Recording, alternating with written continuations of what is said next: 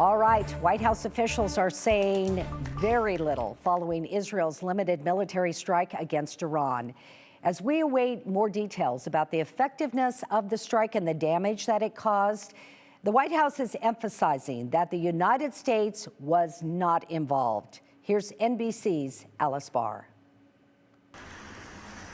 Israel's anticipated counterstrike against Iran has landed. And at this point, what a source familiar described as a, quote, limited strike inside of Iran does not appear to be rapidly escalating the conflict.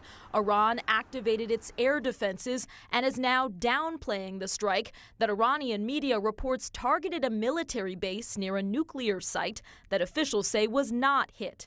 U.S. Secretary of State Antony Blinken responding from the G7 meeting of world leaders. I'm not going to speak to that, except to say that the United States has not been involved in any offensive operations. A source familiar told NBC News Israeli officials gave the U.S. a heads up that a response was coming and that Israel is now assessing the effectiveness of the strike and the damage it may have caused. Last weekend, Iran launched a barrage of drones and missiles toward Israel, shot down by Israeli forces along with the U.S. and other allies. That unprecedented and unsuccessful assault came in response to an Israeli attack on Iran's embassy compound in Syria. And Iran had warned that any further Israeli action would trigger an immediate counterattack. A wave of world leaders today pressing for both sides to step back from the brink.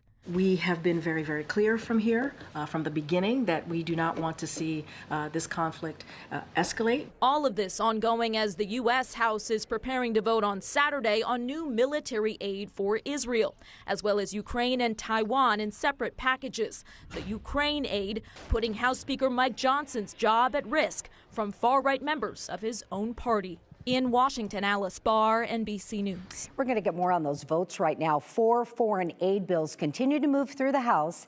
And today, Speaker of the House Mike Johnson put the 4 bills up for a rule vote. Now, the bills provide funding for Ukraine, Israel, Indo-Pacific security, and a national security bill that includes a measure to ban TikTok in the U.S. if its owner does not divest from its China-based owner. The rule vote passed 316 to 94. A final passage vote will happen tomorrow. If that vote succeeds, they will go to the Senate.